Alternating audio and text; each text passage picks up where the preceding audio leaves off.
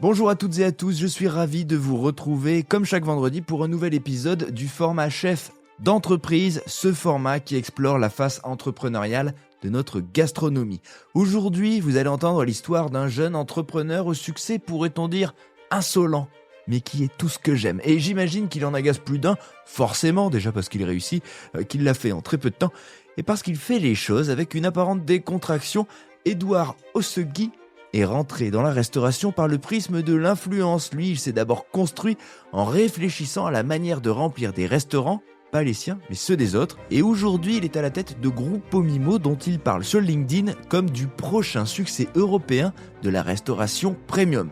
Plusieurs millions d'euros d'EBITDA annuels, Gruppo Mimo vise aujourd'hui Londres, Lisbonne et Berlin et propose à ses futurs associés de monter à bord d'un business ultra rentable, toujours selon ses mots.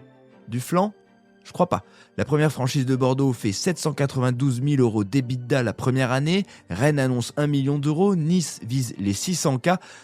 La douzaine de restaurants existants promet donc de faire des petits et très vite. Et si je suis content de vous faire découvrir l'histoire d'Édouard, c'est pour que vous profitiez de ce mood, de cet enthousiasme, car à l'heure où le secteur est plutôt dans la morosité, il reste des exemples de succès qui font du bien et desquels il y a forcément des choses à tirer.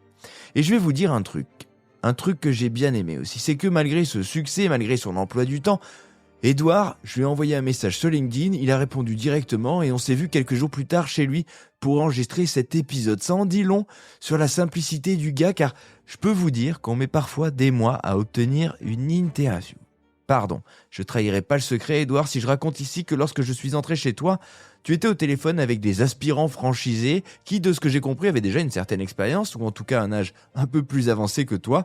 Et à nos auditeurs, je peux dire que j'ai rarement entendu un tel mélange de respect, de décontraction, respect dans la forme de ton discours et décontraction dans la façon dont tu avais de manipuler les chiffres, des objectifs, à parler finalement de ce qu'il y a de plus concret et d'évident, de rentabilité, d'investissement, à parler cash finalement, de ce qui fait la colonne vertébrale d'une entreprise en restauration. Chers auditeurs, vous allez donc entendre ici pour moi une figure de la nouvelle garde en restauration qui d'ailleurs explore déjà d'autres terrains car c'est avant tout un entrepreneur et vous avez forcément des choses à tirer de ce récit. Il va vous raconter en tout cas toute sa story. Je vous laisse la découvrir, l'histoire d'Édouard Ossegui. Je suis très content de faire cet épisode parce que tu es une nouvelle figure dans le marché, dans le secteur de la restauration aujourd'hui, par ton succès, par le développement de ton entreprise et aussi par ton parcours. On va revenir sur ton parcours justement parce que la restauration, c'était peut-être pas forcément une évidence, ou alors si, mais tu vas nous expliquer pourquoi. En tout cas, il y a eu quelques étapes avant, quelques succès avant, et tu débarques dans ce milieu il y a quelques années, et force est de constater que Gruppo Mimo, ça marche pas trop mal. Exactement. Comment tu le racontes, Gruppo Mimo, aujourd'hui, quand t'en parles ?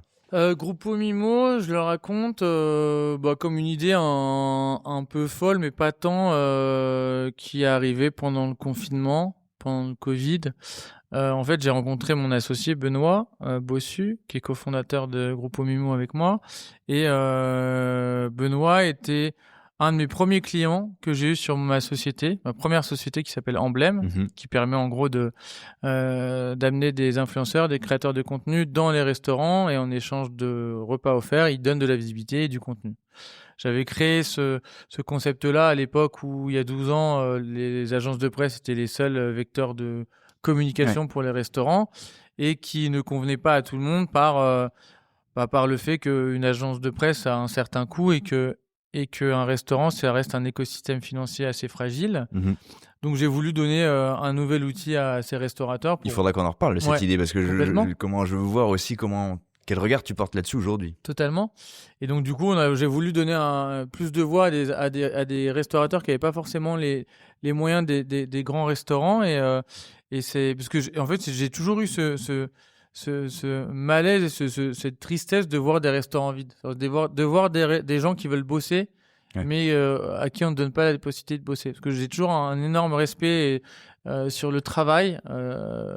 J'ai toujours grandi dans une famille qui travaille beaucoup, donc j'ai la valeur d'un euro et la valeur du travail. Et c'est vrai que de voir ces gens qui veulent travailler, mais à qui on ne donne pas la possibilité de travailler, ça m'a toujours rendu triste. Donc je me suis dit qu'il fallait les aider. Tu as commencé par vouloir les aider avant de franchir la ligne, parce qu'aujourd'hui tu l'as franchi cette ligne. Exactement, tout à fait. Et du coup, j'ai commencé pendant Pendant 8 ans, avant de monter Gruppo Mimo, mon premier restaurant, j'ai aidé les restaurateurs à avoir plus de clients et à grandir. Et c'est notamment grâce à cette première société que j'ai rencontré Benoît, qui était un de mes premiers clients à l'époque quand il bossait chez Gemini, un groupe de restaurants italiens. C'était le deuxième restaurant du groupe à l'époque. Ce deuxième restaurant vivotait, et quand on a commencé à bosser ensemble justement avec Emblème, tout de suite ça a cartonné. Et moi j'habitais au-dessus, donc j'ai vu la différence. Et là je me suis dit c'est cool. Donc j'habitais au-dessus, j'étais souvent chez eux, donc on est devenus amis. Et il m'a rappelé du coup pendant le confinement en me disant tiens, viens on monte un restaurant italien. Moi je lui ai dit écoute, j'adorerais faire ça parce que j'en ai lancé tellement en com que j'aimerais aussi mettre un pied dedans. En être, bien sûr. Mais je sais pas gérer un restaurant. Et ce qui est important dans l'entrepreneuriat, c'est justement de savoir ce que tu sais pas faire. Et je lui ai dit, tu gères les restaurants et moi, je les remplis. Et on a commencé en plein confinement, en livraison et à emporter uniquement. Mais si on remonte un petit peu à l'origine, et aux tiennes en l'occurrence, l'environnement dans lequel tu as grandi, qui t'a bercé, il ressemble à quoi? C'était où et il y avait qui autour de toi? Alors moi j'ai eu une enfance très heureuse. Ça se voit. Ouais. et d'ailleurs j'ai amené ma copine qui a rencontré pour la première fois mes parents, donc qui a découvert un peu l'écosystème où j'ai grandi.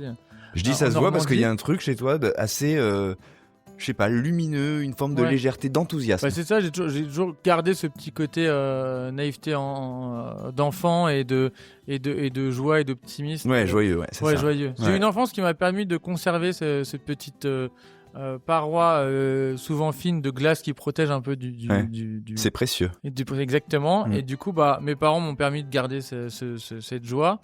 Et j'ai grandi en Normandie avec une maman qui s'est très bien occupée de nous à la maison et mon papa qui est prof de golf.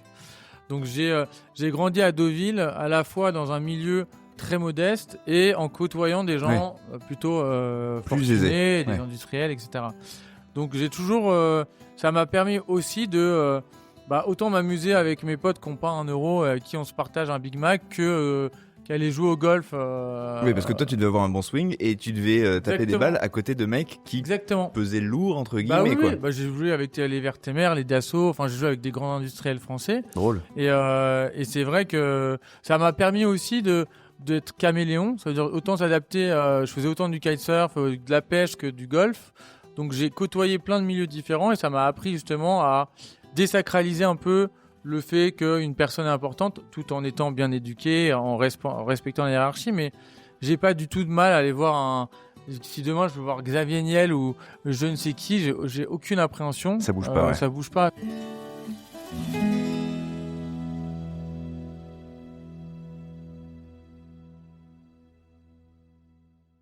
C'est une compétence rare et qui a beaucoup de valeur parce que tu peux passer une vie à dompter l'impression que te font les gens et donc la manière dont tu te positionnes par rapport à eux, la manière dont tu vends tes projets, la manière dont tu abordes le monde en fait. Quand tu sais que tu arrives à tout niveler et que finalement l'impression qu'on te fait, tu la mets de côté, totalement. Tu vas plus vite. Ouais, c'est sûr que je pense que dans l'entrepreneuriat et dans la restauration, ce qui compte aussi, c'est la confiance qu'on a en soi. Alexandre Astier le disait, parce que j'écoutais encore une interview de lui hier, la différence entre les gens qui font et les gens qui font pas, c'est la confiance qu'ils ont en eux. C'est-à-dire que moi, je sais pas si c'est modeste ou pas modeste, mais j'ai surconfiance en moi de ce que je fais. C'est-à-dire que quand je fais quelque chose, je sais que je vais réussir. Et j'essaie de... Alors, c'est peut-être une naïveté. Je pense qu'on peut être modeste en ayant confiance en soi. Voilà, je veux dire, c'est pas une prétention que d'avoir confiance en soi. C'est juste que je sais que si je me lance dans quelque chose, je vais tellement le faire à fond et je vais tellement me donner les moyens que c'est pas que je suis sûr de réussir, mais je suis plutôt... je suis sûr de pas me planter parce que dans l'idée, je vais essayer vraiment de toutes les possibilités que j'ai de me planter, je vais les écarter par le travail, par m'entourer des bonnes personnes, parce que je sais que typiquement, j'en serais pas là d'où j'en suis avec Gruppo Mimo si j'avais pas Benoît. Et donc du coup, un peu une surconfiance en soi, pas non plus qui t'amène vers des choses délirantes, c'est-à-dire que il faut être un peu pessimiste actif. C'est mon boss de la finance avant qui me l'a pris. Pessimiste actif, c'est je vois le pire et je fais en sorte que le mieux se passe. Et c'est vrai que l'adaptation, en parlant de la restauration, mais l'entrepreneuriat en général, s'adapter, c'est très important. Avoir confiance en soi, pas avoir d'ego. L'ego, que ça soit en perso ou en pro, l'ego, c'est le pire ennemi de l'homme. Et du coup, savoir s'adapter. Parce qu'on se plante. Moi, par exemple, j'ai fait un labo quand j'avais des trop petits restaurants. J'ai fait des petits restaurants au début. Ouais. Typiquement, j'avais rencontré Lilian Combourieux du groupe Bertrand qui m'a dit « Fais pas des petits restaurants ». Mais moi, petit con que je suis de 30 ans, je me suis dit non, moi tu veux des m'écoute, petits moi. et un labo qui J'ai plein de dispatch. petits et puis j'ai des labos qui se dispatchent. Alors, fallait pas faire ça. Faut avoir des grands restaurants parce que en dessous de 60-70 couverts, le problème c'est que, comme disait Norbert, en fait, tu dois être dans ton restaurant parce que tu dégages pas assez d'argent pour payer une vraie personne qui. Tu sais que le jour où il a tient dit jusqu'à- ça, il a dit beaucoup de conneries. Ouais. Et il aime bien dire beaucoup de conneries. Ouais. Mais quand il pense et qu'il se pose, Parce que économiquement, tu vois, tu peux pas, à part certains gastro, etc., parce que tu as des couverts limités, mais sur un ticket moyen, on va dire normal, en dessous de 60-70 couverts, si t'es pas dans ton restaurant. t'es au fourneau, tu restes, c'est ta maison en fait. C'est ta maison. Donc, si tu tu veux monter développer, un groupe, ouais. faut au moins avoir du 80, 90, 100 couverts. Et là, si tu tournes bien, tu peux aller payer un mec 3, 4, 5 000 net. Et là, tu es tranquille parce que tu as un vrai directeur, une vraie directrice qui va te tenir. Tu te structures. Donc, il y a quand même des choses structurelles qui sont à respecter dans la restauration. Mais c'est vrai que s'adapter, tu vois, le labo, par exemple, c'est le pire ennemi de tout le monde. Il y a beaucoup de gens qui se sont plantés à cause de ça. Parce qu'on se dit, labo, trop bien, économie d'échelle, qualité pareil partout, etc. Mais en fait, le labo, si ce n'est pas et c'est Patrick Cohen d'Audisol d'ailleurs qui me le dit, qui est d'ailleurs un super comptable pour les restaurateurs, je le recommande, qui dit qu'en gros, si le laboratoire n'est pas un centre de profit, c'est-à-dire qu'en gros, s'il ne fait pas de CA lui-même, c'est un boulet de rentabilité. Tu rajoutes des coûts. Ouais. Et c'est une réalité. Alors, t'en as qui le font bien. Tu vois, t'en as qui de par leur activité de traiteur, etc., vont soit... tu vois, moi, par exemple, si j'avais commencé à vendre mes pâtons à d'autres, faire du B2B, ou faire du traiteur, là, tu crées un flux d'activité par ton labo. Mais si c'est pas le cas... tu vois, par exemple, je pense à Florent de Pizza Cosy qui, lui, a énormément de franchises et du coup, fait ses pâtons, les revend. Donc, c'est un profit, c'est un centre de profit. T'allèges ton Exactement. Ton centre de coût, t'en fais un centre de profit et du coup, là, ça marche et c'est un bon attelage. Sinon, tu te le traînes. Exactement. Explique-nous comment t'es passé de... Je suis à Deauville avec mes parents, je fais du golf, ça a l'air à la cool. Tout ça, parce que moi je sais qu'il y a eu, et les gens qui te connaissent un peu et qui te suivent savent qu'il y a eu d'autres étapes. Comment tu t'es projeté justement à ce moment-là pour qu'on remonte le fil? Tu te disais, je veux faire quoi? Tu rêvais de quoi à ce moment-là quand t'étais plus jeune, ado? Ouais, carrément. En fait, moi j'ai toujours eu la fibre entrepreneuriale parce que dès 16 ans, j'ai commencé à m'intéresser à l'entrepreneuriat. Alors j'ai essayé de faire une marque de fringues, j'ai fait 2-3 trucs à droite à gauche. Et à partir de 18 ans, j'étais fan de musique, je faisais beaucoup de DJ, etc. J'ai commencé à organiser des soirées. Bon, ça, c'est un peu le b.a.-ba de tout jeune qui aime bien un peu entreprendre. Donc, j'étais en Normandie. J'ai fait ensuite mes études à Caen. Donc, je ramenais des bus, j'organisais des soirées aux planches à Deauville. Donc, j'ai commencé un peu à faire ce système d'organisation de soirées pour gagner un peu d'argent. Ensuite, quand je suis arrivé, donc j'ai commencé Mathsup, j'ai rencontré un mec passionné de bagnole. Et c'est là qu'on a commenccommencé en gros à acheter, retaper des bagnoles et les revendre. Et c'est là où je me suis mis à importer des voitures des États-Unis, des vieilles voitures qu'on retapait et qu'on revendait. Donc ça, on va dire que c'était ça. Ouais.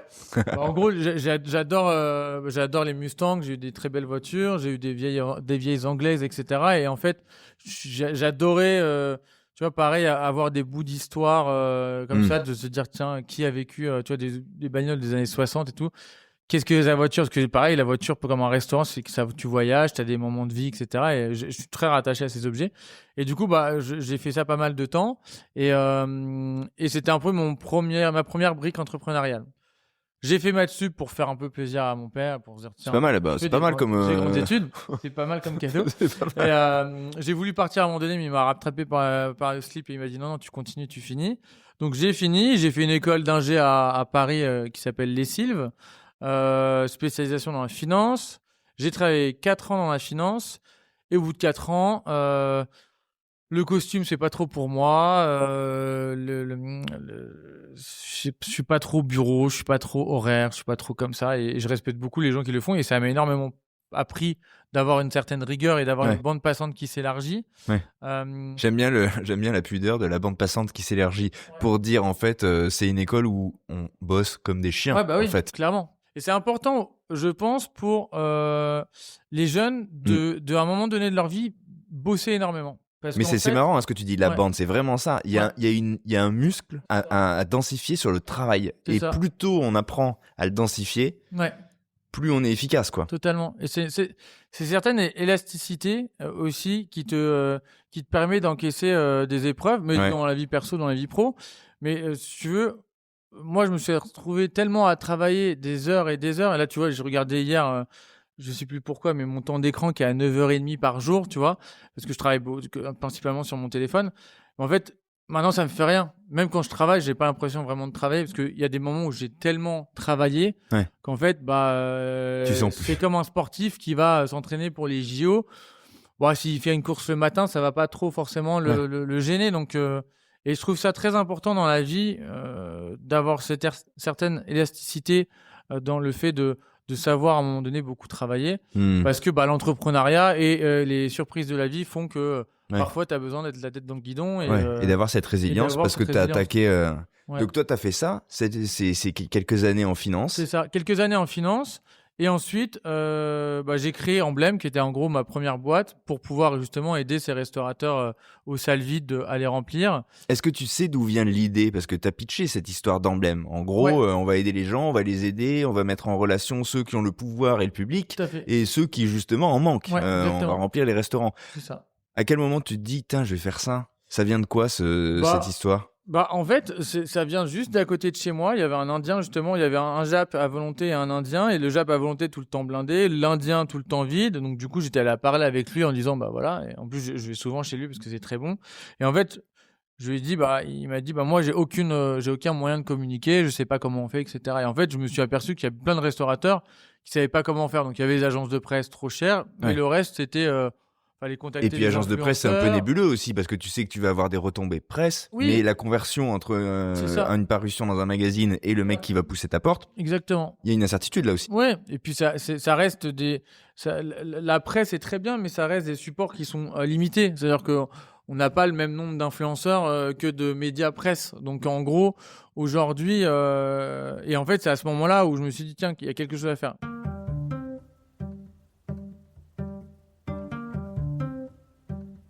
C'était les débuts de l'influence, de la blogosphère, avec Kenza, avec Nolita, avec toutes ces filles-là, qu'on commençait à raconter leur journée, leur style de vie, ce qu'elles aiment et ce qu'elles n'aiment pas, sur les réseaux. Et donc, du coup, je les voyais beaucoup aller au restaurant, remplir des restaurants, mais sans forcément que ça soit organisé. C'est-à-dire que soit elles y allaient parce que c'était des potes, ou soit elles postaient parce qu'elles aimaient simplement, sans que le mec sache Oui, c'était qu'elles pas aiment. encadré, il n'y avait Voilà. pas de deal, il n'y avait pas de... Exactement. Donc, en fait, je me suis dit, À bas l'authenticité, on va en faire un marché. voilà, exactement. Je me suis dit, tiens, on va aller demander à ces influenceurs-là, ces créateurs de contenu, si ça les intéresse d'avoir une plateforme où ils peuvent simplement choisir sur la plateforme ce qu'ils veulent comme restaurant. Et donc, du coup, avant de monter le produit, je me suis dit, tiens, je vais aller prendre un café avec eux et je vais leur demander. Je suis allé prendre un café avec eux, je leur ai dit, écoutez, je veux créer une plateforme qui vous permet en gros de réserver dans n'importe quel restaurant autour de vous et avec un deal de pouvoir et avoir une expérience gratuite. C'est Et tout. Voilà. Gratuité. Ouais, Là, on ne parle pas de revenus. Exactement. Donc là, je me suis dit, tiens, ils ont l'air d'être chauds. On était au début de l'histoire quand même. tout Parce début. que là, On était au tout début, même Nolita, Kenza, etc. étaient à leur début d'influence, ouais, de ouais. métier et de carrière. Donc, et elles Chacun ont été découvrait un d'ailleurs, peu son métier finalement. Là, hein. ouais, C'est un peu ça, on c'est s'invente là un peu le truc. Bah là. oui, oui. Là, c'était vraiment, et c'est là où j'ai vu les marques de cosmétiques, de prêt-à-porter commencer à beaucoup travailler avec ces gens-là, et je me suis dit, tiens, s'ils travaillent avec eux, c'est que ça ramène quelque chose. Donc, et la restauration, c'est quand même un secteur où la recommandation est vecteur de vente numéro 1. C'est plus rare qu'on passe juste devant en disant tiens, je vais y aller. Maintenant, les gens sont quand même rivés sur leur portable et choisissent ce qu'ils vont faire ce soir. Attendre la reco. Exactement. Et donc voilà. Donc en gros, l'idée est partie de là, de vouloir tout simplement offrir la possibilité aux restaurateurs et aux influenceurs de pouvoir se connecter.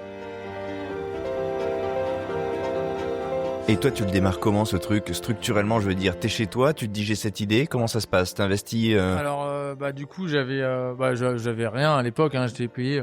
C'est vrai que maintenant, quand je fais les payes, quand je fais les salaires, mais à l'époque, en finance, je crois que je gagnais 2400 € net, ce qui est pas dégueu, mais j'étais quand même ingénieur, et c'est vrai que maintenant, les salaires ont tellement augmenté. Et donc, du coup, voilà, j'ai commencé sans argent. J'ai commencé, en fait, en allant voir les influenceurs qui m'ont dit cool. J'ai été voir les restaurateurs cool. Et je me suis dit, OK, il y a un truc à faire. Donc, j'ai fait un site WordPress horrible pour essayer de pouvoir inscrire. Donc, chez toi, tout seul sur ton ordi. Exactement. Donc, faire un site qui, à l'époque, était compliqué de faire sur WordPress, de dire, bah, tiens, je vais aller voir les restaurateurs et je vais leur dire, bah, vous me payez quelques centaines d'euros et je vous ramène plein d'influenceurs. Donc, je me suis fait un logo. En gros, eux, ils payaient un abonnement ? Ouais. C'est ça. En gros, eux, à l'époque, payaient 500 euros par mois, ce qui était déjà pas mal. Hein. Ouais, c'est un petit budget. Et c'est un budget pour un restaurant. Donc, ils étaient dans ton catalogue, en gros. Voilà. Et les influenceurs avaient plus qu'à choisir. Moi, j'avais fait des espèces je sais même plus si je les ai, j'avais fait des espèces de cartes métalliques qui m'avaient coûté une blinde en plus pour dire, en gros, tes membres d'emblème et tu présentes la carte, etc. Bref, bon, maintenant, ça serait transformé en QR code. Mais en gros, j'avais plein d'idées, des idées qui ont marché, pas marché. Mais du coup, bah, j'ai ouvert PowerPoint, j'ai fait un logo, j'ai fait un nom, moi. Et je me suis dit, tiens, emblème, c'est pas mal. Mais c'est pris emblème.com. Mon frère m'a dit, bah, rajoute le H de Osegui. J'ai rajouté le H et ça a été créé comme ça. Et donc, j'ai créé ça. J'ai fait une presse. Je suis allé dans la rue. Mais ma première cliente, c'était au Roi de Sicile, Marie-Ange. Elle avait un restaurant qui s'appelait Les Petites Bouchées. Et je crois qu'elle existe encore. Et cette dame m'avait accueilli en me disant, bah, tiens, ça m'intéresse, etc. Donc, c'était mon premier client. J'avais aussi un premier client Foodora, qui n'existe plus maintenant, mais qui à l'époque marchait très bien et que c'était vraiment les débuts de la livraison. Et c'est marrant parce que quand tu commences, moi j'étais jeune, j'ai commencé il y a 12 ans, dans les 36, donc j'avais 24-25 ans. J'ai commencé, tu te souvent, parce que tu n'as pas confiance en toi à ce moment-là, donc tu te dis, tu te lances, tu te souvent. Et donc j'avais promis à Foodora une campagne monstrueuse de 100 mecs pour 1 000 euros. Donc j'avais fait le truc, j'avais peiné à faire la campagne parce que j'avais pas du tout vendu le truc assez cher, tu vois. Mais c'est les erreurs du début, c'était marrant. Et du coup, bah, j'ai commencé comme ça, j'ai commencé à avoir des clients. Et à l'époque, j'envoyais beaucoup de visibilité sur les restaurants et en fait, les restaurateurs n'avaient pas le réflexe d'avoir des beaux réseaux sociaux. Donc, je me suis dit, je vais coupler l'influence aux social media. On continue l'accompagnement. Donc, j'ai commencé à offrir un package en disant, je vous vends de la visibilité avec les influenceurs, mais je vous vends aussi du contenu et les publications, etc. Donc, j'ai commencé le community management. Et le community management, donc du coup, bah, à l'époque, je faisais... Donc là, tu structures quoi ? Tu prends des photographes, Ah non, je fais tout seul. Ouais. Là, au début, j'ai vraiment fait tout seul. J'ai fait le community management. Je me suis acheté un appareil photo. Je faisais l'appareil photo, je faisais la compta, je faisais la tech, je faisais tout, quoi. Mais j'étais dans mon salon, à l'époque mais c'était bien, c'était cool, ouais. Et ça m'a appris plein de choses. Ça m'a appris surtout à être débrouillard. Comment tu te regardais tu me diras, t'étais jeune.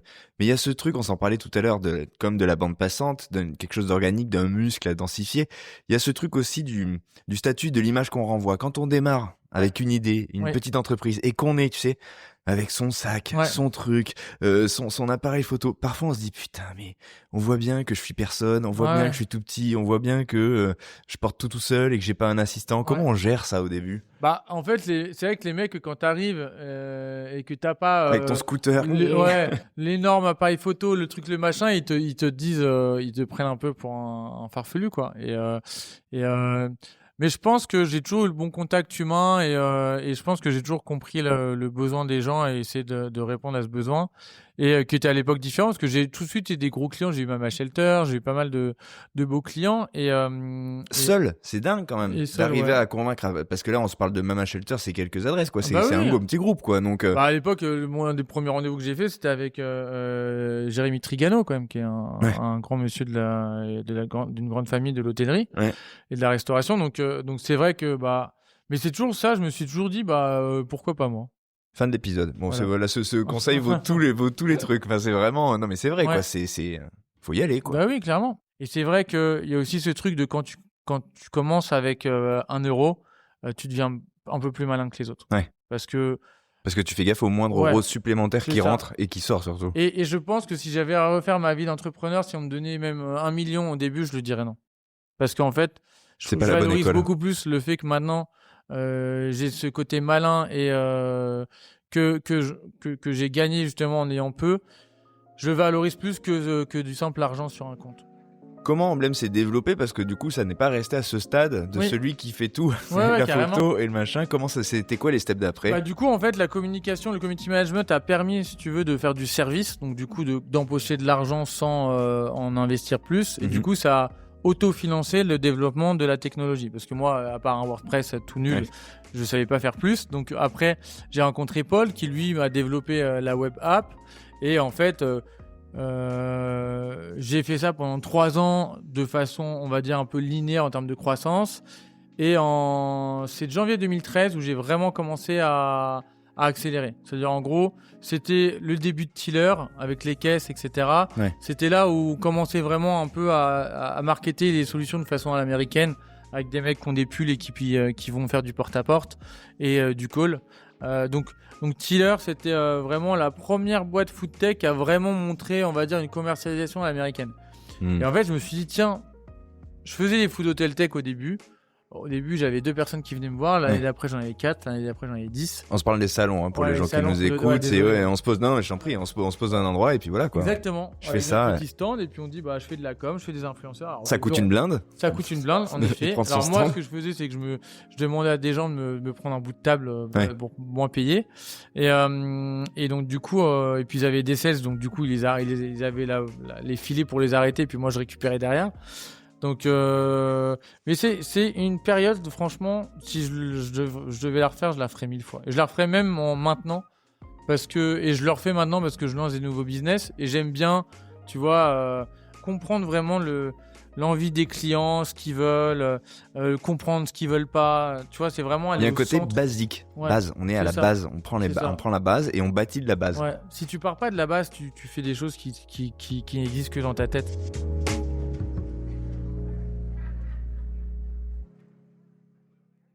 Et donc, du coup, j'ai commencé, en fait, à partir de janvier, on est passé de 5 personnes qui étaient principalement des stagiaires alternants à 40 personnes. Donc, on a très vite grandi, et on a commencé à scaler toute la partie community management. Donc, ça a grossi. On a eu beaucoup de clients. On a plus de 500 ou 600 clients en même temps. Donc, on avait vraiment... Mais tu te dis quoi à ce moment-là? Tu dis, putain, là, j'ai trouvé un truc. On se parlait d'ego tout à l'heure, mais... Alors, c'est quand même, tu vois. Ouais, je me suis dit trop c'est bien, une ascension, ça marche, mais je me suis pas dit non plus c'est bon, je vais être en jet, quoi. Parce que tous ces clients venaient avec le lot de problèmes que ça amène.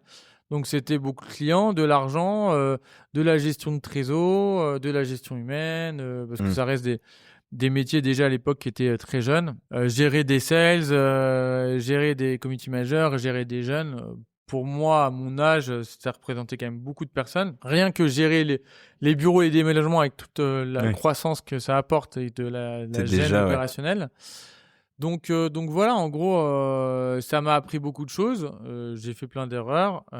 Ça doit être un booster de maturité. Ouais. Je pense à ça par rapport à l'âge des équipes que tu es obligé de gérer. Là, tu es obligé de faire preuve d'une espèce de maturité, de prendre un ascendant, ou pas peut-être, mais en tout cas quand même de dire, bon, attendez les gars, c'est moi qui drive. Comment on opère ce switch quand on passe de il y a 6 mois j'étais avec mon appareil photo, en fait vous bossez pour moi et vous êtes 40. Moi, il y a ce truc de... Alors déjà, j'ai pas du tout je me suis jamais positionné en tant que patron ou en tant que boss, etc. Et même...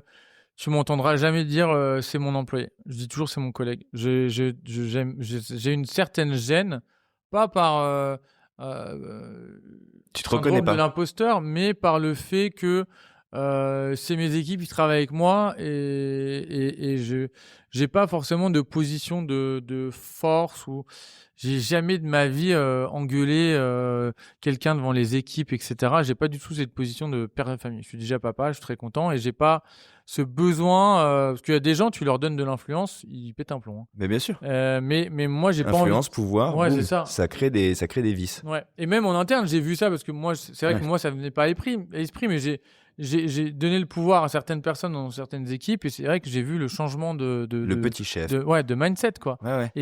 Mais du coup, l'autorité, parce qu'il en faut une, en tout cas, celle qui définit le cap, qui emporte les gens. Quand on parle d'autorité, ce n'est pas forcément qu'un truc négatif. Comment tu l'implémentes, justement, si tu as ce truc de détente, une forme d'horizontalité dans les rapports, en tout cas? En fait, l'autorité, je l'amenais plus par le fait du résultat, du résultat, et de montrer que moi, je savais faire. C'est-à-dire que les sales, je les drivais pas. Par contre, je montrais que je savais vendre beaucoup. Et je venais avec eux, j'allais avec eux, etc. Et le fait que quand les mecs vendent 20 contrats par mois et que tu en vends 60 en faisant 3 fois moins d'heures qu'eux, ils se disent que oui, il faut qu'ils t'écoutent. Et c'est plus du management par le résultat et montrer que je sais faire que de se dire tiens, t'es arrivé à 9h18 au lieu de 9h ou tiens, c'est pas du management par la contrainte, c'est du management par plus de l'admiration et de leadership, quoi. L'exemplarité, on se parle d'exemplarité. Note pour les chefs de Ouais. cuisine, note pour les chefs d'entreprise aussi. Ouais, en fait, totalement. le comportement qu'on adopte, il induit Ouais, une forme de résonance, d'effet miroir, et ça crée de l'enthousiasme finalement. totalement. Je pense que il doit y avoir une forme d'enthousiasme aussi. Tu as dû le sentir, des équipes certainement à adhérer à quelqu'un qui score. Bah oui, et puis en plus, c'est une bonne ambiance et de la joie dans un bureau, c'est très fragile. Donc il faut vraiment, parce qu'il peut y avoir un élément qui fout tout en l'air. Donc c'est vraiment des choses qui sont fragiles à protéger. Et c'est vrai qu'avec Emblème, on a quand même traversé des grosses tempêtes, quoi. Moi, j'ai des gens qui sont là avec moi depuis quand même 6-7 ans. Donc sur des CV de jeunes qui ont 20-30 ans, c'est rare de trouver des aussi grosses expériences. Et c'est quoi les tempêtes auxquelles vous avez été confrontés, c'est le COVID, des tempêtes contextuelles, voilà. Covid, gilets jaunes, terrorisme, tout ce qui a connu la restauration. Tout ce qui impacte la restauration, de fait, vous impactez vous. Ouais. Bah oui, parce que nous, on est en direct avec eux, donc on est la ligne qui coupe le plus. D'ailleurs, c'est une erreur de faire ça, mais on est la ligne qui coupe le plus vite sur comme tout organisme de communication dans un budget, en général, c'est là que ça dégage. C'est des choses sur lesquelles il faut renforcer dans les creux. Ouais. Il faut garder de l'argent dans les hauts et réinvestir ce plus dans les creux. Le problème, c'est que les gens font l'inverse. Et c'est pour ça que beaucoup de gens, quand la croissance commence à ralentir et ils commencent la pente, c'est rare qu'ils rebondissent. Nous, on l'a eu sur Groupe Mimon, on a souvent ça part en dinguerie, mais c'est des chiffres qu'on peut pas tenir sur le long terme. Ouais. Ça redescend de 5-10% et après, ça reste stable. Mais si on n'avait pas rebondi, à partir du moment où on faisait 5-10% et rebondit et après, ça devient stable, là, c'est problématique parce que les restaurants, le problème, c'est que tu commences à avoir des restaurants vides. D'un point de vue image, les gens viennent plus, c'est un cercle vicieux. Ouais, tu remontes pas ça. Exactement. Donc, intéressant. C'est très compliqué et c'est pour ça qu'il faut garder de l'argent sur les pics d'activité et d'influence pour justement mettre de la com le jour où il y en aura un peu moins, ce qui permet de relever le niveau de cible. Ouais, de remplir un petit peu plus et donc de réactiver un levier au moment où d'autres justement n'auront plus les moyens de le faire. Mais la resto, c'est un métier, en fait, c'est pas un métier, c'est 15 métiers déjà. Et c'est une entreprise, c'est vrai que moi, j'avertis souvent les gens de se lancer dedans, pas par se dire je suis moralisateur, mais par se dire de prendre conscience de la difficulté que c'est. Et c'est vrai que les gens se disent ouais, la restauration c'est compliqué, mais ils ne savent pas à quel point. Pas à quel point, parce que moi j'ai vu quand même rencontrer des centaines et des centaines de restaurateurs qui ont perdu leur femme, leur mec, parce que trop dans le restaurant, qui sont foutus dans la M à cause de l'argent et c'est vrai que c'est un métier où il faut être bon en opérationnel, en RH, en marketing, en cuisine, en logistique, en tout, en financier. C'est pas un métier. C'était 15 métiers dans un. Ouais. Et le problème, sans en être un, c'est que c'est un métier qui est ouvert à tout le monde. Ça, c'est le fameux débat actuel. Ouais. Je pense que c'est complètement con de dire vous n'avez pas le droit. Moi, perso, je trouve ça débile de dire vous n'avez pas le droit. Totalement. En revanche, y aller en se disant la fleur au fusil, je sais faire une blanquette, je vais ouvrir un resto. Ouais. Connerie. C'est sûr. Et moi, je dirais jamais aux gens de pas le faire, mais je veux qu'ils aient pleine conscience du tenant et des aboutissants que c'est d'avoir un restaurant. Alors, avoir un restaurant, d'en avoir un, si tu veux être dedans, que tu es passionné, que tu fais les choses bien, il n'y a pas de raison que ça marche pas. Mais comme on se le disait déjà, il faut accepter d'y passer sa vie, son temps, d'être cloué là. Exactement. Et là, peut-être que si on arrive à aligner les choses, on peut vivre de ça. Ouais, parce qu'avec le coût matière, la masse salariale aujourd'hui, les gens compliqués à trouver, le gouvernement qui te prend absolument tout, alors que même si tu pas démarré. Moi, je vois comment on aligne absolument tout dans les restaurants, que ça soit sur le marketing, l'opérationnel, le truc, même le lundi, tu vois, là on a fait notre record de lundi hier, même un lundi soir, je vois on est plein, même un lundi midi on a la queue. Même en ayant tout ça, donc tu te dis quand même que c'est pas modeste, mais t'es au minimum en F3 si je prends, parce que j'aime bien la Formule 1, dans la resto, même en faisant tout ça, même en ayant 22-23 de food cost, même en ayant 30-32% de masse salariale, même en faisant certains restaurants à 30-35% d'EBITDA, même avec ça, le bas de page, il est pas dingue, quoi. Ouais. Donc aujourd'hui, C'est hyper important de le dire parce que je Ouais. pense qu'il y a ça aussi dans le fantasme des gens qui se lancent et c'est pas pour rien, Ouais. qu'il y a autant de fermetures. Le Ouais. nombre de fermetures est hallucinant c'est aujourd'hui. un tiers, je crois, qui est en RJ déjà. Ouais. Je pense que ça tient aussi à ce mythe de commerçant de si je suis bon, il va y avoir des billets. Tu sais, Ouais, le ouais. mythe du billet dans la caisse Bah et tout. ouais. Mais en fait, faut arrêter de Ouais. penser que restaurateur ou chef, Ouais. c'est la martingale et que Ouais, ça va nous clairement. refaire. Enfin, je veux Ouais. dire, c'est. Les gens pensent souvent avec Gros Pomio quand il y a queue, ils me disent ils m'appellent le millionnaire, mais je dis non. Alors peut-être qu'un jour, oui, on va revendre parce que oui, on fait partie des restaurateurs entrepreneurs qui ont bien réussi et oui, ça fait de l'argent. Mais je prends aujourd'hui, je suis pas la personne qui gagne le plus dans mon groupe Ouais. parce qu'on a des investisseurs, parce que tout. Donc oui. Le groupe fait des millions d'EBITDA maintenant, donc c'est trop cool. On rembourse les crédits, on construit la marque, on tient dans le temps. Donc oui, on est sur une politique où l'année prochaine, on va commencer à discuter avec certains acteurs pour pouvoir cash out un bout Ouais. aussi, parce que ça fait 2021, ouais, ça fait 4 ans, ça fera la 5e année l'année prochaine. Pas mal quand même, Ouais, hein, donc ça en fait- si peu de temps. Ouais, carrément. D'envisager ça, je veux dire. Donc là, on est dans un système où, tu vois, on commence à aller en Europe, on va ouvrir à Madrid, à Bruxelles, on regarde les États-Unis, donc on aimerait bien Londres. Donc, on va commencer à s'ouvrir à des fonds, Ouais. parce que notre fonds actuel va vouloir sortir à un moment donné. Donc, Mais On pour va le coup, commencer t'as les pas discussions. ce mythe de encore mais aujourd'hui. dans de, la voilà. restauration pure et dure, sur le runway, sur le run, à Ouais. part si tu as des politiques comme nous de développement de groupe et de revente, c'est pas, si tu veux, des C'est pas la solution si vous voulez arriver Non. en haut de la pyramide. Clairement. En tout cas, c'est pas c'est pour un Picsou, truc quoi. où le temps passé et l'énergie que tu as est très mal rémunéré. Ouais, le ratio est complètement Si c'est déséquilibré. pas un sous-jacent de passion derrière, c'est pas un bon deal. Ouais, tu te fais défoncer. Vers où tu vas emmener Emblème? Parce qu'après, il y a eu Barracuda, il y a eu d'autres Ouais. aventures comme ça, Ouais, totalement. entre Grupo Mimo et. Bah, en fait, Emblème, pour reprendre un peu, parce que désolé, je m'égare. Non, En mais- gros, Emblème, on a continué de développer. Et à un moment donné, en fait, Emblème, l'application du coup qui gérait les influenceurs, était devenue un outil interne. À nos clients. Donc en gros, on ne le marketait plus toute seule, l'application. On ne la Ouais. vendait plus juste pour les influenceurs. C'était devenu un outil pour en gros envoyer des influenceurs à nos clients community managers. Donc le community management avait pris vraiment le devant. Et en fait, à un moment donné, j'ai plein d'amis entrepreneurs qui m'ont dit mais pourquoi tu vends pas l'application toute seule? Parce qu'il y a plein de restaurateurs qui veulent juste avoir de la Ouais, visibilité. se le prendre. Donc, on a séparé les deux. Sur la partie community management, Emblème est devenu Barracuda. On a réduit le nombre de clients pour passer sur des clients plus instit. Donc, Ok. on a gagné Klarna, on a gagné la MAF, on a gagné plein de beaux appels d'offres. Parce qu'on est un Donc peu là, tu rentré les dans ce- accompagnais eux vraiment, tu leur construisais leur contenu pour que C'est les gens ça. comprennent. Tu étais dans la création de contenu. Ouais. Tu dis Et voilà donc votre là, on faisait problématique, voilà votre image, nous on va faire ça pour vous. C'est ça. Donc là, c'était vraiment stratégie sur mesure, beaucoup plus poussée, des profils plus seniors, etc. Donc là, on est vraiment rentré dans l'écosystème agence de pub, agence social Mais là, du media, coup, tu as etc. dû recruter des killers dans leur Donc, ligne. Ouais, donc là, en gros, on a réduit, tu vois, on est une dizaine, mais avec que des killers dans chaque équipe. Comment on recrute des gens comme ça, des profils affûtés? Bah, LinkedIn. Ouais. LinkedIn, ouais. Non, mais après, en termes de comportement, toi, tu me Bah, réponds en disant après, LinkedIn parce qu'en fait, le rapport à l'autre, c'était une évidence. Ouais, bah après, moi, j'ai ce truc de bizarre, mais ça m'est arrivé, et ça a étonné des gens.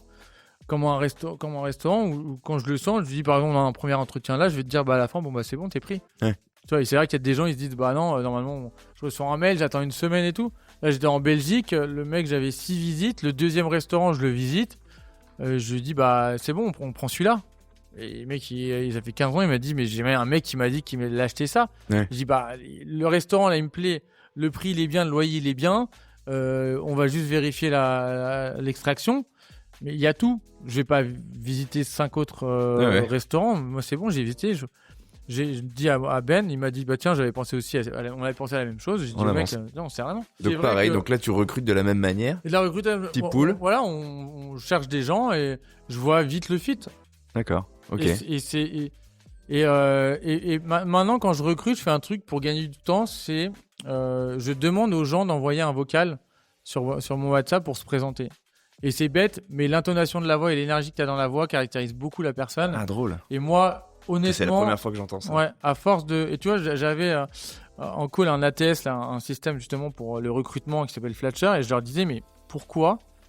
Parce qu'en fait, il y a plein de métiers où la façon dont on parle, la façon dont on se présente, l'énergie qu'on a dans la voix, etc., l'aura fait que t'es bon.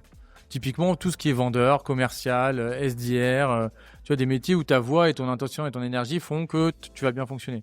Je dis à quel moment vous mettez pas ça en place parce que la candidature écrite, on voit pas la personnalité d'une personne. Par contre, une candidature vocale, t'entends tout de suite comment la personne se comporte, réfléchit, s'exprime, etc. Là, par exemple, je fais sur Indeed ou sur LinkedIn, j'envoie un message automatique quand il y a une candidature. Je dis bonjour, envoie-moi ton truc, t'as un lien, c'est un voice form et hop. Du coup, moi, les voice forms, je les passe un par un, machin. Quand je clique sur non, ça envoie merci, mais on continue pas. Et quand je clique sur bon, ça envoie à mon calendrier. Et c'est vrai que tu gagnes beaucoup de temps comme ça. Quand dans l'histoire, on imagine que Emblem a continué en parallèle de Barracuda finalement parce que les missions ont été et que est arrivée cette envie par la suite de basculer parce qu'en fait à un moment tu t'es dit je franchis cette ligne. Ouais, en gros du coup Barracuda c'est parti en mode agence de pub. Emblem, on a levé des fonds pour en gros renforcer la technologie et en gros aujourd'hui Emblem permet vraiment d'automatiser la gestion des réseaux sociaux via l'IA. Donc en gros, tu as les créateurs Donc les de restaurateurs contenu, qui nous écoutent peuvent aller voir ça sur Emblem, tout ce qu'on exactement, propose, emblem.app et en gros voir pour s'inscrire, en gros pour quelques centaines d'euros, tu as en gros la gestion de l'influence, donc des influenceurs qui viennent, qui en échange de repas vont donner de la visibilité. Toujours juste de repas ? Exactement. Créateurs de contenu. Donc ça veut dire qu'en gros, les mecs, ça peut être n'importe qui. Tous les gens qui savent faire de la photo ou de la vidéo ou un beau reel peuvent s'inscrire. Donc on a des étudiants, parce qu'un étudiant sur 3 mange pas à sa faim, donc moi ça m'a aussi plu le fait de se dire tiens, les étudiants sont quand même des digital natifs, c'est des gens qui savent faire des vidéos, qui savent utiliser un téléphone. Quand je vois la vitesse mon fils de 6 ans utilise mon téléphone, aujourd'hui les restaurateurs ils n'ont pas le temps, ils n'ont pas l'envie, ils n'ont pas forcément les skills pour pouvoir produire du contenu. Et donc, du coup, ça leur coûte leur food cost. Donc, on va dire que sur un ticket moyen à 30 €, ça va leur coûter 5-6 €. Donc, ça leur permet du contenu UGC, donc du contenu qui est incarné, User Generated Content, qui est incarné par un client. Mais toi, ceux qui génèrent ce contenu-là, ils pèsent, ils sont suivis, on se parle des étudiants. Non, pas forcément. Voilà, c'est ça le truc. En gros, il y a deux profils. Mais ça va leur permettre de produire un contenu. C'est-à-dire que ça. l'étudiant qui est suivi par sa tante et qui a 15 followers, au moins pour le restaurateur, c'est une vidéo gratos en fait, presque, qu'il peut reposter lui sur son compte. C'est ça. Donc du coup, ils arrivent avec un QR code. Le créateur de contenu qui est Monsieur Tout le Monde, il n'a même pas besoin d'avoir Instagram, qui est photographe ou qui sait faire des belles vidéos, fait son expérience gratos avec une personne invitée, upload la vidéo qu'il a fait sur l'application. Il est contraint de produire quelque chose quand même. Il est contraint de produire quelque chose, tout à fait. Il est obligé soit des photos, soit des vidéos. Donc en gros, le restaurateur, lui, il a son application de son côté. Il reçoit une demande de créateur. Il va voir le portfolio. Ça veut dire qu'il va voir en gros tous les contenus qu'il a fait auparavant pour nos autres clients. Ouais. Si ça lui plaît, il accepte. S'il ne plaît pas, il refuse. Il peut dire non. Voilà. Okay. S'il est connecté à ZenChef, ça met directement la réservation dans son planning. Et après, tu as l'influenceur. Lui, c'est typiquement, tu as le profil, les stats, les profils des réseaux sociaux, le type de contenu aussi qu'il a fait pour les il a une petite fiche, autres. donc tu sais qui t'as à faire. Et tu acceptes, tu refuses. Hyper efficace. Ouais. Et du coup, ils ont leurs stats, ils ont tout leur contenu. Et en fait, tout le contenu qui est créé, on a une IA en fait qui va poster aux meilleures heures, aux meilleurs jours ce contenu-là sur les réseaux sociaux des restaurateurs. Donc en gros, on a réduit à quelques centaines d'euros ce qui coûte normalement plusieurs milliers d'euros avec des freelances ou des agences. Ouais, c'est ça. T'as killé quand même beaucoup de maillons d'une chaîne quand même. Le plus dur à killer, c'était la création de contenu. Parce que de scaler la création de contenu, c'est très compliqué. Et du coup, grâce à des créateurs, des étudiants, maintenant, on le fait. Ouais, t'as levé une armée qui ont leur téléphone dans la poche et qui savent faire comme tu dis. Qui vivent comme des rois, parce qu'il y a des gens, ils mangent 3 fois par jour sur l'app, quoi. Ouais. Ils vont au ciné, il y a plein d'activités, il n'y a pas que les restaurants. Donc, ils font faire de la beauty, ils peuvent faire de l'activité, plein de choses. Hyper malin. Donc, pour en arriver justement à une autre réussite et à cette aventure qu'est Gruppo Mimo, tu nous parlais de ce premier restaurant, de l'après-confinement, de ce truc de est-ce qu'on n'en montrait pas un ? Comment tu vis, toi, le début d'une aventure où justement tu bascules d'une offre de service à des entrepreneurs, d'autres entrepreneurs à je vais livrer des clients, des vrais qui vont venir manger, qui vont me dire à la fin merci Edouard, c'était bon. Ouais, carrément. Comment tu as vécu ce début, cette charnière ? Sachant que tu as dit, juste que tu as bien compartimenté dès le début en te disant, moi, ça, c'est pas mon truc, je sais pas faire à manger, je sais pas. Moi, c'est. Donc, je me suis dit, Ben m'a proposé ça, je vais le faire avec lui. Ben, ça faisait déjà 10-15 ans qu'il était dans la restauration. Donc, il a bossé chez Livio, il a bossé chez Gemini, il a structuré un groupe, etc. Donc, il était. Et il est toujours encore meilleur maintenant, dans ce qu'il fait. Et j'ai beaucoup de confiance en lui. Ce qui est important aussi, parce que on a eu nos hauts et nos bas dans l'association, comme beaucoup, comme dans toute relation humaine, c'est de se faire confiance entre eux. Donc, c'est-à-dire, tu t'associes, quoi qu'il arrive, cette personne-là va gérer et tu considères que cette personne-là, c'est la meilleure pour gérer ça. Et tu lui fais confiance. Parce que tu lui fais confiance justement par posture en te disant, OK, quoi qu'ils disent, c'est sa partie, je valide, ou tu lui fais confiance parce que tu te dis, en effet, pour moi, c'est le meilleur mec. Oui. C'est-à-dire que même si tu as un doute, tu valides ou est-ce que tu es vraiment convaincu de... Mais si j'ai un doute, j'exprime, mais je lui dirai toujours, c'est toi le boss, c'est toi qui sais sur l'option. Et tu vois, même la dernière fois, Victor de Big Mama qui m'appelait pour Sunday, qui me disait, oui, il faut que vous utilisiez plus le QR code et tout. Je dis, écoute, c'est Ben qui s'en occupe. Et quand tu fais 35-37% des bidas dans certains restaurants, j'ai pas envie de lui dire comment faire son métier, il le fait très bien, quoi. Donc, je dis à Victor, appelle-le si tu veux et dis-lui. Ouais. Mais moi, j'ai pas envie de. C'est marrant d'imaginer qu'un mec comme Victor, justement, qui pèse, prend son téléphone pour dire, les gars, vous pourriez utiliser un peu plus mon... Mais après, Victor et Tigran sont des mecs géniaux, hein. Moi, je respecte énormément ce duo-là. Et sacrée histoire. Ils ont révolutionné la restauration expérientielle.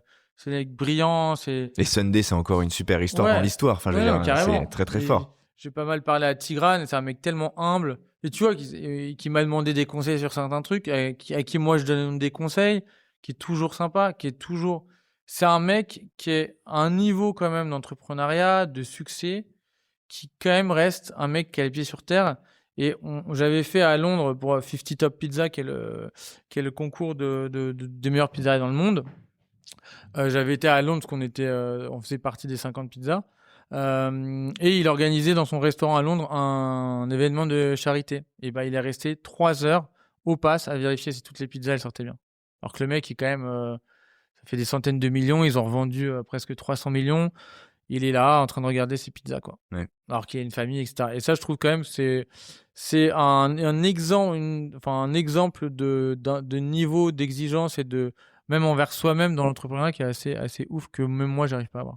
Une des raisons pour lesquelles je suis très content que cet épisode qu'on est en train d'enregistrer existe désormais sur ce podcast, c'est ce que tu décris là, qui est rarissime dans le monde de la restauration et qui fait partie de cette nouvelle vague. C'est-à-dire que vous, qui ne venez pas du Sérail, qui n'êtes pas parce qu'il y a un truc en ce moment avec la restauration, les chefs ils sont là, ah ouais mais c'est encore un mec d'école de commerce, ou nani, ou nana. Il y en a des articles là-dessus. Ouais, c'est comme les journalistes et les influenceurs. Génération alors qui, attends, final... parce que là, moi, je serais pas...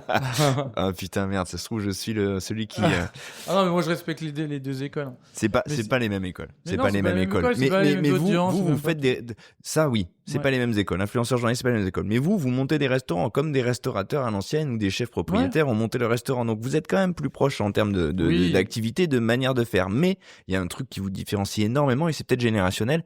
C'est ce que tu décris là, c'est que vous êtes capable, moi qui vous interviewe là depuis quelques mois, de parler de vos concurrents sur le papier comme pas des alliés, mais des camarades d'aventure, des gens avec qui il y a de l'échange. Mais ce qui était inenvisageable jusqu'à il y a peu dans ce secteur, entre les chefs, c'est inenvisageable. Toi, tu me parles de gens qui sont tes concurrents, sauf que tu as compris que c'en est pas en fait, pas des vrais, et qu'il vaut mieux justement être tous à courir ensemble. Oui, clairement. Et puis il y a assez de bouche à nourrir et puis j'ai pas envie que ça soit j'ai ce comté tu vois, j'ai un de mes investisseurs, Anthony Bourbon, qui est très sympa mais qui a des valeurs d'entrepreneuriat où en mode il dit il faut écraser les autres, les concurrents, les machins. Je suis pas d'accord. Il est un peu compétiteur. Ouais, il est très compétiteur. Et je respecte ce qu'il a envie de faire et il réussit très bien, mais moi je suis pas un amoureux de l'argent déjà. Je suis pas quelqu'un qui veut écraser les autres pour faire plus d'argent et pour dire moi je suis beau. Je suis transparent. On pourrait penser ça parce que je suis transparent sur l'argent.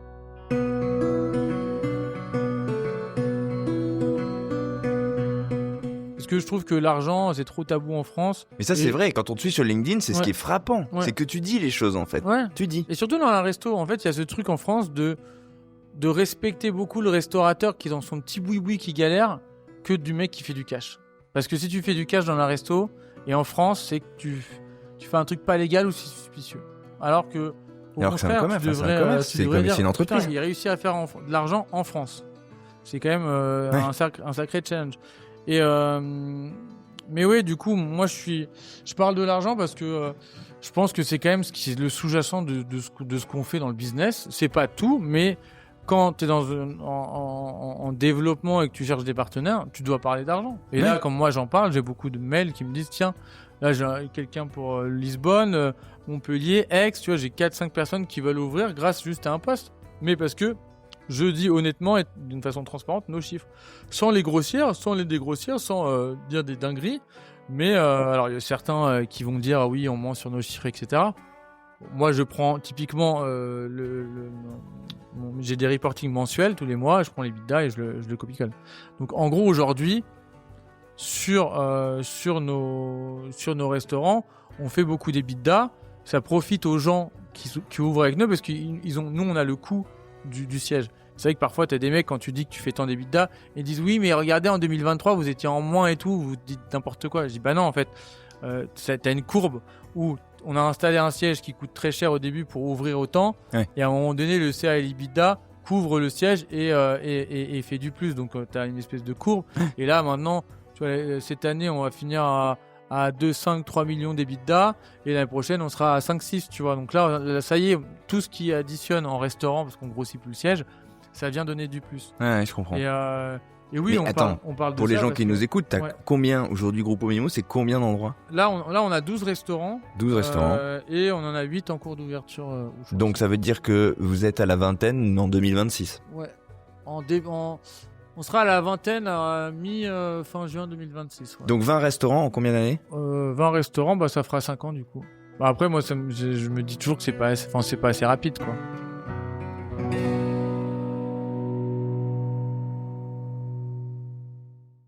Mais c'est vrai que c'est un métier, faut pas le faire que pour l'argent. Alors oui, je veux faire un exit, oui, je veux m'occuper de ma famille, parce que j'ai mis ma maman dans le... Parce qu'en gros, ma mère, la petite histoire, c'est que on a ouvert le deuxième restaurant au bout de 3 mois, après avoir ouvert le premier. Le premier restaurant, le premier restaurant, normalement, au bout de 5 ans, on avait fait un business plan de Gruppo Mimo qui devait faire 500 000 € à l'année. Et là, on va... Au bout de 5 ans. Au bout de 5 ans, tu vois. Alors que là, on sera plutôt à 30 millions. Et du coup, bah, en gros, moi, quand je suis parti là-dedans, je m'en rendais pas trop compte des chiffres. Et c'est vrai que Ben, il me disait, mais on avait un restaurant qui faisait peut-être 25 mètres carrés, quoi. Et on faisait des journées à 10 000. Et il me dit, mais tu te rends pas compte, des journées à 10 000 dans la resto, c'est compliqué, quoi. Et moi, je comprenais pas parce que je voyais pas forcément les chiffres et je me rendais pas compte, tu vois. Et du coup, bah, le premier restaurant qu'on a pris, il faisait 200 000 € à l'année et nous, on faisait 220 000 € au mois. Juste avec emporter. Donc en fait, au bout de troisième mois, on s'est dit il faut qu'on ouvre un autre restaurant. Débile qu'on est. Du coup, manque de cash parce qu'on a pris le restaurant dans le 17e pour finir les travaux. Ouais. Et la banque en fait devait nous prêter, la SG, mais en fait nous a dit finalement non, on vous prête pas. Donc j'ai fait ce que j'ai jamais fait à l'époque du coup en 28, 29, 30 ans. 30 ans, j'ai appelé ma mère en disant est-ce que tu peux me prêter de l'argent, je te le rends dans 2 semaines, quoi. Et parce que c'était la seule solution, parce que les banques, personne ne voulait prêter. Et du coup, elle m'a dit ok. Du coup, au bout de 2 semaines, je la rappelle, je dis ok, j'ai ton argent. Et est-ce que tu veux que je te redonne ton argent ou que je te file des parts du groupe ? Il me dit bah tu penses quoi ? Et je dis bah en vrai, je pense que tu devrais prendre des parts du groupe parce que je sens bien cette affaire. Et en plus, mon père, voilà, du coup, drôle. J'ai donné un pourcentage à ma maman. Et en gros, l'idée justement de cash out un bout l'année prochaine, justement, c'est parce que mon père gagne 800 balles par mois de retraite, il est prof de golf, donc c'est profession libérale.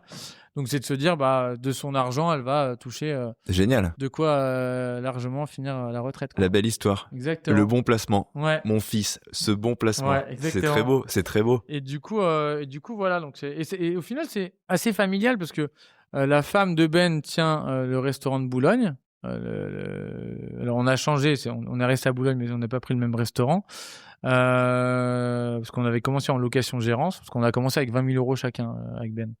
Donc on avait commencé en location gérance et du coup on avait acheté en liquidation judiciaire un petit restaurant qui était plus clean que celui qu'on avait avant. Et donc du coup on a commencé comme ça, on a commencé avec un petit restaurant, on a ouvert le deuxième, Ensuite, on a fait pas mal de dark kitchen. On a fait le labo erreur. Dark kitchen bien, mais peu rentable, même en faisant des chiffres de fou. Et là, on a commencé du coup, on a levé de l'argent avec Odyssey Venture. Et du coup, on a pu commencer à faire des beaux restos. Et du coup, on a fait Asnières-le-Valois et Paris 2, qui sont nos 3 beaux restos à Paris. Ensuite, on a fait Paris 11, Vincennes. Mais ces chiffres-là, selon toi, quand tu le dis et je pense aux gens qui nous écoutent et qui disent, mais c'est quoi ce... Ils tiennent à quoi? Parce que toi, tu t'as dit au début, moi, je sais remplir les restos. Imagine le truc, enfin, tu vaux de l'or, en fait. Tu vas te faire kidnapper un de ces 4 tu vas descendre, là, il y a un mec, ça va être fourgonnette, cagoule. Le cash qu'on a, ça va pas être... Non, pour tes conseils. Bah, en gros, tu sais que en plus, je donne des conseils. J'ai créé ce truc de mentoring de WhatsApp, là, où les gens, du coup, j'aide tous les jours des gens via WhatsApp en donnant des conseils. Tu vois, je fais des vocaux où je donne des conseils. Surtout, mais c'est vrai que c'est là où je me suis rendu compte qu'en fait, dans la restauration, les gens regardaient pas forcément trop leur food cost, leur masse salariale. Et même sur des grands chefs, quoi. Ouais. Parce que tu prends des très grands chefs qui ont fait faillite, je les citerai pas, mais t'en as qui sont mis dans la mouise financièrement parce qu'ils étaient tellement passionnés, tellement pas entrepreneurs, que en fait, ils ont oublié de faire les ratios, de faire tout ça. Et ce qui est indispensable. Ce que tu es en train de nous dire, c'est que t'as pas de miracle, toi. T'es un mec de tableau Excel et que tu veilles, en fait, quoi. Tu check. En fait, j'ai construit la boîte comme une vraie entreprise. Ça veut dire que la première année, on a mis 6-7% du CA dans le marketing. Là, je suis à entre 2,5 et 3,5 du CA mensuel, mais c'est déjà 10 fois plus que ce que les autres mettent, quoi. Ouais. En gros, nous, le truc, c'est qu'on a fait une étude sur 1000 personnes dans la rue qui connaissent, en gros, tu en as 900 personnes qui connaissent Gruppo Mimo. Sur les 900 personnes, t'as le vecteur numéro 1 des gens qui viennent, c'est le bouche à oreille. C'est pas les réseaux sociaux. Tu sais pourquoi? Parce qu'en gros, les réseaux sociaux, c'est le deuxième. Parce qu'en fait, si le produit est bon, moi, quand je ramène une personne avec les réseaux sociaux, la personne satisfaite va t'en ramener 3, 4, 5. C'est la viralité du... Donc, c'est le produit au centre de tout. C'est le produit, il plaît. C'est en gros, aujourd'hui, il faut que tu fasses des belles quantités, que ça soit bon, que ce soit pas cher. Dans un écrin sympa. C'est-à-dire que le mec, il se dit que t'amènes ton petit mec ou ta petite nana de 20 ans en first date, t'as l'impression d'être en restaurant luxe parce que t'as les canapés en velours et puis le marbre. Ouais, et en même temps, tu vas avoir un ticket à 28 balles. Ce qui était un peu l'idée de Tigrane et Victor aussi. Tu rentrais chez Big Mama et t'avais une promesse de qualité, de sourcing, une expérience, une ambiance, des gens, une vraie volonté, une vraie sincérité. Ah oui. Et un petit ticket. Ah, mais enfin, un petit ticket. Maîtrisé, quoi. Mais vraiment...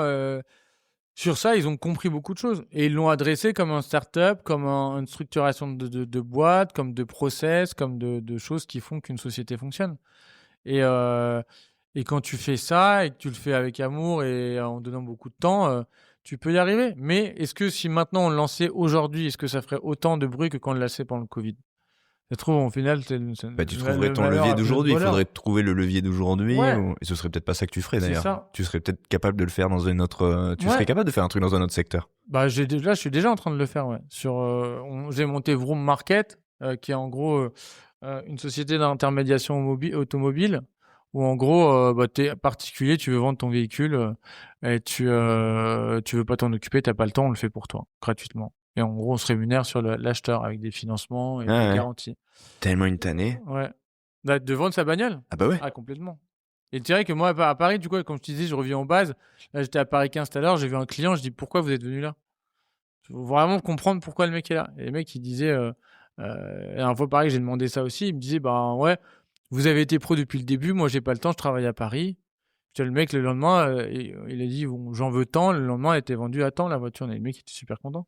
Tu me dis, moi, je veux les faux rendez-vous, les fraudes, le danger. En fait, t'es une espèce de super-héros de l'efficacité, quoi. Tu spots des trucs, tu regardes et tu dis là ça coince, là il y a des freins, là on pourrait gagner du temps, on pourrait. En fait, tu processes. Ouais, en fait, là où il faut aller, c'est sur des gros marchés. En fait, faut aller sur des gros marchés dans des business qui sont pas bien organisés.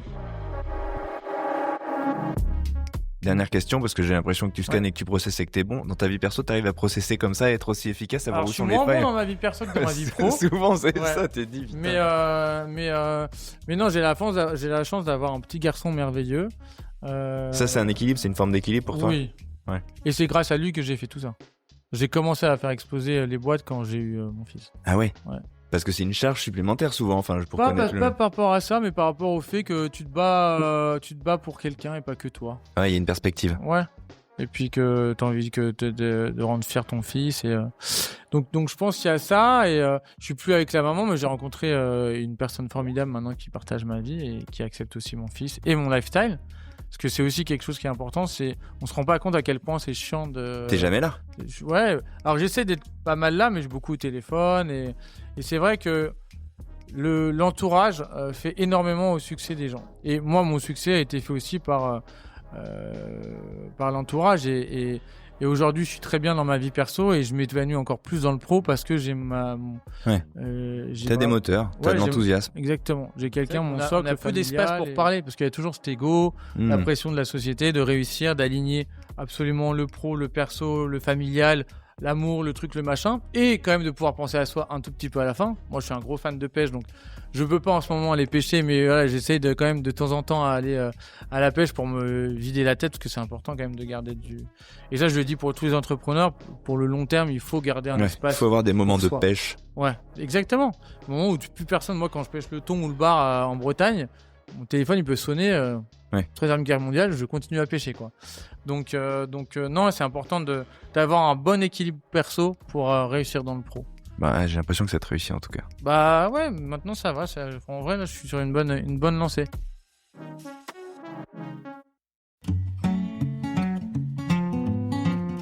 J'ai hâte de lire vos retours pour savoir quel effet vous a fait cet Édouard.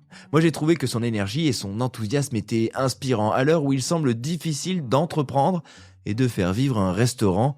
Le succès de son entreprise redonne espoir. Merci en tout cas mon cher d'avoir pris le temps de nous raconter ton histoire et de nous partager ta vision et ton état d'esprit. Il faut aussi bien comprendre une chose et je trouve que ces néo-entrepreneurs, semaine après semaine, nous l'apprennent. On est là face à des gens qui ont une vision business de l'affaire. Là, en plus une expertise en communication, ce qui est clair, c'est qu'aujourd'hui, un restaurant ne peut pas se limiter à sa proposition culinaire. Affûter sa communication est une option. En revanche, maîtriser le volet économique, les coûts, les investissements et piloter son restaurant comme de véritables entreprises est devenu une nécessité. Ça paraît évident, ça paraît banal, mais croyez-moi, dans la réalité, c'est pas toujours comme ça que les chefs propriétaires ou les restaurateurs en tout cas l'envisagent. Ça fait plusieurs semaines qu'on donne ici la parole à des jeunes restaurateurs et ils ont tous ce point en commun.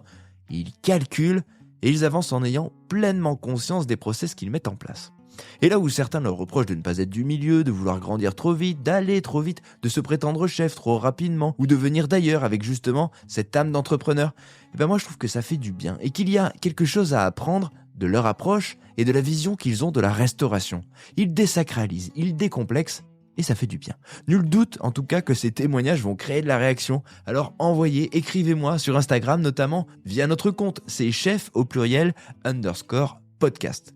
Vous le savez, je suis toujours ravi de vous lire, ravi de lire vos avis et je réponds à tous vos messages. Merci donc, chers auditeurs, chères auditrices, de votre fidélité. Cette semaine encore, on était le premier podcast indépendant de France sur la plateforme Apple Podcast, dans la catégorie food évidemment. Deuxième derrière France Inter et le très respectable François-Régis Gaudry. Un jour d'ailleurs, il faudra qu'il vienne ici nous raconter son histoire à lui. Mais vous le savez, les portraits, c'est le lundi qu'on les retrouve. Alors, à lundi pour une nouvelle histoire, un nouvel épisode, un nouveau chef. Salut!